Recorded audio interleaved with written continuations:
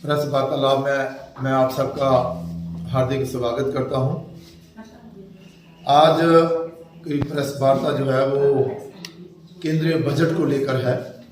आदरणीय नरेंद्र भाई मोदी देश के प्रधानमंत्री जी के नेतृत्व में हमारी वित्त मंत्री निर्मला सीतारमण जी ने बहुत ही बेहतरीन और अर्थव्यवस्था को सुदृढ़ करने के लिए ये जो बजट है ये पेश किया है, जिसका पूरे भारतवर्ष में स्वागत किया गया है। और भारत की अर्थव्यवस्था जो है वो तेजी से मजबूत हो, उसके लिए प्रयास हैं और सारे प्रावधान इसमें रखे गए हैं। विशेष तौर पर सरकार का फोकस भारतीय नागरिक, गांव, गरीब, किसान को आगे रखकर ये बजट जो है वो बनाया गया है। आने वाले सालों में कई अच्छे कार्य जो हैं वो जहां पर होने वाले हैं। और विशेष तौर पर मैं आपसे अगर चर्चा करूं तो देखिए, इस बजट में कई सारे प्रावधान जो है वो रखे गए हैं। विशेष तौर पर प्रधानमंत्री गति शक्ति के माध्यम से एयरपोर्ट, परिवहन, जलमार्ग, सड़क, रेलवे, पतन आदि ये सब मिलकर देश की अर्थव्यवस्था को आगे ले जाने का जो है वो प्रयास करेंगे। मैं आपको अगर कुछ बिंदु जिन पर मैं प्रकाश डालूं तो सड़क परिवहन के नाते ही मैं आपको बताऊं कि 25,000 किलोमीटर राष्ट्रीय राजमार्ग जो नेटवर्क है वो और जोड़ा जाएगा राष्ट्रीय राजमार्गों में, जिसके लिए हमारे जहां पर 20,000 करोड़ रुपए की व्यवस्था जो है वो सरकार ने की है।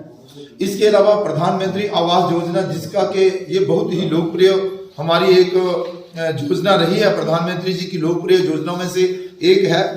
यहाँ पर इसके अलावा भी कई ऐसी योजनाएं हैं जिन पर बहुत सारा अच्छा पैसा जो है वो रखा गया है। जैसे मैं रेलवे की ही बात करूं तो 2000 किलोमीटर रेलवे नेटवर्क जो है वो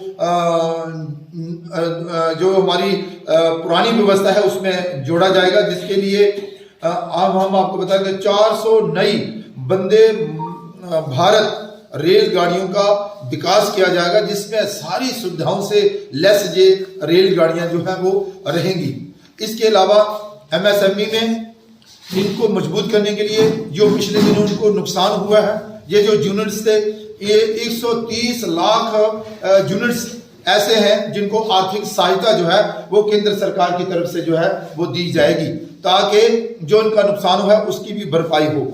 हर घर नल और नल से जल, ये योजना बहुत लोकप्रिय योजना जो है वो बनती जा रही है। मैंने देखा कि जहां पर इस बजट में 8,70,000 परिवारों को इसमें कवर कर लिया गया है अभी तक। और इसके अलावा इस योजना के लिए 22-23 जो हमारा जो अभी वर्ष चल रहा है, 4 करोड़ परिवारों को कवर करने के लिए 60,000 करोड़ रुपए का प्रावधान इसमें और किया गया है। इसके अलावा भी अगर मैं आपसे बात करूं तो कई ऐसे प्रधानमंत्री आवास योजना, चाहे वो शहरी हो चाहे वो विकास हो, उसके लिए गांव और गरीब और किसानों के लिए जो योजना बनाई गई थी, इसमें 80 लाख नए मकान जो है वो बनाए जाएंगे और इसके लिए 48,000 करोड़ रुपए का आवंटन जो है वो इस ये जो अपनी बजट है इसमें रखा गया है। और विशेष तौर पर जम्मू कश्मीर के लिए भी इस बजट में 35,581 करोड़ रुपए का आवंटन जो है वो किया गया है। इसके अलावा भी अगर मैं आपसे बात करूं तो ये जो हमारा प्रधानमंत्री विकास योजना शुरू की जाएगी और ग्रामीण क्षेत्र में भी और शहरी क्षेत्रों में भी बड़े सारे ऐसे कार्य हैं जो कि किए जाएंगे। मैं आपसे रूबरू इसलिए हो रहा हूं कि आपके माध्यम से ये जनता तक बात पहुंचे। वैसे आज जनता बड़ी सजग है, वो जानती है कि भाई ये सरकार जो है वो देश हित में काम कर रही है, गांव गरीब किसान के लिए काम कर रही है और देश के विकास के लिए काम कर रही है। ये जो नरेंद्र भाई मोदी जी का नारा था, सबका साथ, सबका विकास, सबका प्रयास और सबका विश्वास, उसी को लेकर जो है वो आगे बढ़ रही है और गांव गांव में इसकी प्रशंसा जो है वो की गई है। जुगल जी, जैसे आपने कहा आवास योजना है तो कार्ड की बात करेंगे जो आयुष्मान कार्ड है, मगर उसमें जब हॉस्पिटलों में जाओ तो वहाँ पे इलाज करने से डॉक्टर मना कर देते हैं। घोषणाएं कहीं होती हैं मगर ग्राउंड लेवल पे काम नहीं किया जाता। इसका क्या कारण है? आयुष्मान भारत की आपने बात की, बहुत अच्छी योजना और बहुत अच्छी स्कीम है। इसके लिए भी यहाँ पर सारे प्रावधान हैं, लेकिन हम आपको बताना चाहते हैं कि 70 वर्षों के बाद ये सुविधा आज लोगों को प्राप्त हुई है कि अगर कोई बड़ी बीमारी के कारण परेशान है तो उस गरीब को 5 लाख तक का इलाज जो है वो मुफ्त में दिया जाएगा आयुष्मान कार्ड के माध्यम से। तो ये जो आयुष्मान कार्ड है, कई सारे ऐसे हॉस्पिटल हैं जो इस लिस्ट में है कि वहां पर फ्री में इलाज होगा, लेकिन आज भी कुछ कमियां, जैसे कि कई हॉस्पिटल अब जाएं तो वो पहले कहते हैं कि आपने पहले आप आइए, 1 महीना पहले हमें बताइए, फिर हम आपको रजिस्टर करेंगे, उसके बाद आपका इलाज करेंगे। कुछ ऐसे हॉस्पिटल हैं, लेकिन वो शिकायतें आई हैं। वो शिकायतों को दूर करने के लिए सरकार ने बहुत सारे अच्छे कदम उठाए और हमें भी ये फीडबैक मिली है जो आपने दी है। और हमारे पास भी लोग आते हैं, कई लोग तो कहते हैं कि हमारा बहुत अच्छा इलाज हुआ जी, हमें तो हॉस्पिटल वालों ने कहा कि नहीं आ जाइए। और मैं जहां पर जम्मू भी कुछ हॉस्पिटल ऐसे हैं यहाँ पर अच्छा इलाज हो जाता है, लेकिन कुछ ऐसे हॉस्पिटल हैं जो आज भी इसके लिए आनाकानी करते हैं। लेकिन वो शिकायतें जो है वो हमने केंद्र तक पहुंचाई है। मुझे लगता है कि आहिस्ता आहिस्ता ये जो शिकायतें हैं ये भी दूर हो जाएंगी और लोगों को इसका सही महीने में सही समय पर लाभ जो है वो मिले। जो बहुत सारी शिकायतें आती हैं कि कुछ अस्पताल जो है वो ट्रीटमेंट नहीं करते, क्या आपने कुछ पनिशमेंट या फिर कुछ कार्रवाई की उन अस्पतालों की जो रिजेक्ट करते हैं चीजें? बिल्कुल सही कहा आपने। उन हॉस्पिटल्स को चिन्हित करके हमने ये बात जो है वो सरकार तक पहुंचाई है और सरकार द्वारा उन हॉस्पिटल तक ये मैसेज पहुंच गया है कि अगर आप इस तरह से लोगों को परेशान करेंगे तो आप पर कार्रवाई की जाएगी। ऐसा केंद्र सरकार की तरफ से आया है और मैं आपको ये बता दूं कि ये शिकायतें काफी दूर भी हुई हैं और अभी भी अगर कहीं से शिकायत है तो आप हमको भी बता सकते हैं और जो हमारे पास भी लोग आते हैं हम डायरेक्ट फोन भी करते हैं, उसके बाद समस्या का समाधान हो जाता है। लेकिन ये इक्के दुक्के ही हॉस्पिटल हैं जो अभी भी कहीं कहीं इनकार करते हैं, लेकिन ये व्यवस्था अच्छी है, लोगों ने इसको सराहा है और 98% ये कामयाब हुई है। कहीं कुछ हॉस्पिटल ऐसे हैं जो ऐसी बातें करते हैं, लेकिन वो भी शिकायतें जो है वो दूर कर दी चाहिए। दो सवाल है मेरे। एक तो प्रधानमंत्री आवास योजना के तहत जिन लोगों को घर बनाने के लिए अनुमति दी गई थी, हालांकि उनकी कागजी कार्रवाई वो पूरी की गई और 2 किस्त भी दी है। उसके बाद एक ऑर्डर आता है कि आपके कागज जो है वो कंप्लीट नहीं है। उन लोगों के घर जो है वो आधे बने हैं और आधे ऐसे ही पड़े हैं। दूसरा सवाल मेरा ये है कि प्रधानमंत्री ने अन्न योजना के तहत जो था मार्च महीने तक लोगों के राशन फ्री मुफ्त राशन देने की बात कही थी, मगर यहाँ पे जो है वो CAPD की अगर बात करें तो लोगों के राशन कार्ड से ही उनके नाम जो है वो मिटाए जा रहे हैं। ऐसे देखिए, ये जो पहला आपने कहा कि भाई प्रधानमंत्री आवास योजना के माध्यम से जो किस्तें मिली थी और दूसरी किस्तें जो है वो नहीं मिल पा रही हैं, कारण ये है कि अब वो कह रहे हैं कि वो जानी चाहिए थी। अगर किसी अधिकारी की वजह से बिना कागज देखे अगर वो किसी को कोई ऐसा केस दिया गया है तो मुझे लगता है कि वो उस अधिकारी का जो जिम्मेवारी है कि अब उसको दूसरी किस्त भी मिलनी चाहिए। वो गांव का रहने वाला या शहर का जो गरीब आदमी है उसका कसूर नहीं है। अगर ऐसा कोई केस आपके सामने आया है तो आप हमारे ध्यान में ला सकते हैं, हम उस समस्या का समाधान जो है वो करेंगे।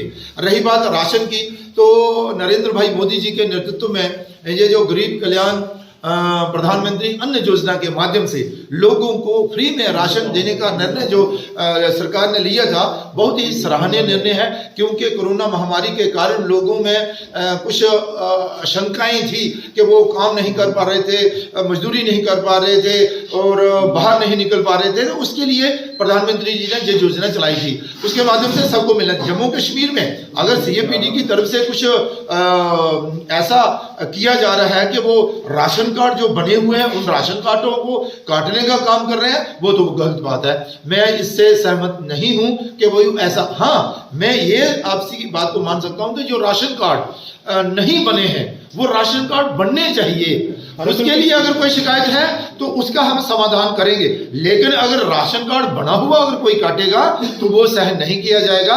हम CAPD डिपार्टमेंट के जो ऑफिसर्स हैं उनसे बात करेंगे, आप हमें बताइए और इस समस्या का भी समाधान हम करेंगे। कई सारे लोगों ने ऐतराज जताया है कॉन्स्टिट्यूएंसी की जो उनको बदला गया है। आपकी तरफ से भी इस तरह की बातें आई कि आप भी इससे ज्यादा खुश नहीं हैं। क्या हुआ है, क्या कहेंगे? और आपकी तरफ से जो ऑब्जेक्शन रेज करने की बात की जा रही है, क्या ऑब्जेक्शन आप रेज करने जा रहे हैं? ऐसा है, देखिए, डिलिमिटेशन कमीशन की रिपोर्ट का बहुत बेसब्री से लोगों को इंतजार था और जब रिपोर्ट आई तो लोगों में काफी खुशी हुई कि 7 सीटों में से 6 सीटें जो है वो जम्मू प्रोविंस क्षेत्र में आई और 1 सीट जो है वो कश्मीर प्रोविंस में गई। और ये डिलिमिटेशन कमीशन ने इंसाफ किया है, हमें बड़ी देर के बाद ये इंसाफ जो है वो मिला है। जो हमारा हक था जम्मू के लोगों का वो जम्मू के लोगों को मिला, जो कश्मीर घाटी के लोगों का हक था वो कश्मीर घाटी के लोगों को मिला। अब रही बात कि ये जो ड्राफ्ट आया है, ड्राफ्ट रिपोर्ट आई है, उसमें जो कॉन्स्टिट्यूंसीज बनाई है, जो उनका परिसीमन किया गया, हदबंदी की गई है, तो उसमें लोगों को नाराजगी है कि भाई इस क्षेत्र का जो हिस्सा था वो इसमें डाल दिया गया और इस क्षेत्र का हिस्सा इसमें डाल दिया गया। मुझे मालूम है कि ये परेशानी राजौरी डिस्ट्रिक्ट में भी है, जम्मू डिस्ट्रिक्ट में भी है, सांबा डिस्ट्रिक्ट में भी है, उधमपुर में भी है, कठुआ में भी है। लेकिन ये जो अब हमने जब इस सारी लोगों की आवाज को देखा, सुना, वो डेपुटेशन हमारे पास आए, लोगों ने लिखित में भी दिया, तो कहीं ना कहीं ये भी लगा कि ये लोग भी कहीं सही कह रहे हैं कि देखिए कुछ क्षेत्र ऐसा है जैसे कि भाई मेरा मांद्रे है, वो लगा दिया है खोड़ विधानसभा के साथ, और मेरा मांद्रा को अखनूर जो है वो नजदीक पड़ता है। ऐसे ही कुछ क्षेत्र है राजपुरा, और ऐसे ही ये जो सुचेतगढ़ विधानसभा थी हमारी, इसे मर्ज कर दिया गया आरसपुरा के साथ, और आरसपुरा को कर दिया गया रिजर्व। उससे भी लोगों में रोष है। तो इन सारी चीजों पर विचार करने के बाद हम अभी अपने ऑब्जेक्शन जो है वो फाइल करेंगे, इन सब बातों का जिक्र करेंगे और चाहेंगे कि भाई ये जो लोगों के साथ बेइंसाफी हुई है, उस बेइंसाफी को दूर करते हुए उनके साथ इंसाफ हो। लेकिन ये एक और चर्चा है कि क्या प्रावधान उन्होंने अपनाए, किस प्रावधान के तहत ये उन्होंने किया, या फिर कि कोई और भी रास्ता निकल सकता है क्या? सुचेतगढ़ कॉन्स्टिट्यूंसी का वर्चस्व बना रहे और आरसपुरा विधानसभा भी बनी रहे, उसके लिए भी हमारे जो है वो प्रयास रहेंगे, हम अपनी बात वहां पर रखेंगे। और इसके अलावा भी कुछ जो शिकायतें आई हैं वो सारे हम ऑब्जेक्शन दर्ज करेंगे। उसके बाद हम अपने ऑब्जेक्शन फाइल करेंगे, वो उस पर कितने सहमत होते हैं, उसके बाद उन्होंने फिर ये सारा पब्लिक में ये रिपोर्ट जो है वो आ जाएगी। उसके बाद पब्लिक को जो राइट है कि वो भी अपने ऑब्जेक्शन जो है वो फाइल कर सकते हैं। कुछ कमियां रह जाएंगी तो उनको दोबारा भी तो सुधारा जा सकता है, लेकिन इस पर चर्चा करेंगे, बात करेंगे, अपना जो ऑब्जेक्शन है वो फाइल करेंगे, ताकि ये जो लोगों की आवाज है उसको वहां तक पहुंचाएं और लोगों को इंसाफ दिलाएं। जुगल जैसे फेसबुक के माध्यम से जम्मू को युवा आपको लाइव देख रहा है, बहुत सारे सवाल जो है वो कमेंट बॉक्स में आ रहे हैं। बीएसएफ सीएसएफ के एस्पिरेंट जो है वो आपसे सवाल करना चाहते हैं कि उनका जस्टिस कब होगा। बॉर्डर बटालियन के एस्पिरेंट जो है वो जस्टिस की मांग कर रहे हैं, डेली वेजर जो है वो जस्टिस की मांग कर रहे हैं। इन सभी युवाओं को जस्टिस कब मिलेगा? ऐसा देखिए, ये मामला पहले भी आया है और हम चाहते थे इनका सहयोग करना, और हम आज भी इन सब का सहयोग करना चाहते हैं।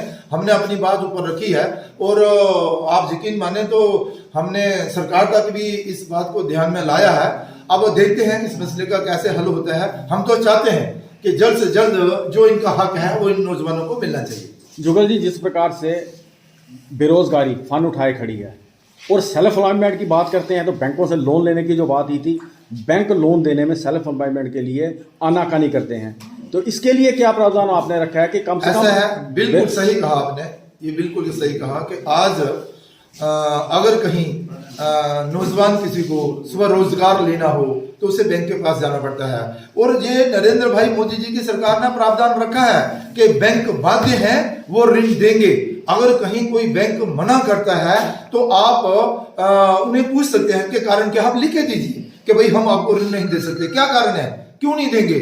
ये व्यक्ति अपना काम खड़ा करना चाहता है, अपने साथ साथ 4 लोगों को और रोजगार देना चाहता है। सरकार चाहती है इस नौजवान का हम सहयोग करें, और बैंक अगर मना करे तो इसमें बैंक जो है वो दोषी पाया जाए। के बैंक की ऐसी शिकायतें कुछ आ रही हैं हमें, अगर कहीं से कोई शिकायत आती है तो हमारे आप ध्यान में ला सकते हैं। हमारी एक दिशा की मीटिंग रहती है, उसमें लीडिंग बैंक को हम बुलाते हैं, और अगर कहीं ऐसे कुछ केस हैं तो आप हमारे ध्यान में लाएं, हम उस शिकायत को भी दूर करेंगे, उन नौजवानों के साथ इंसाफ हो, उन्हें ऋण दिलाने का पूरा प्रयास करें।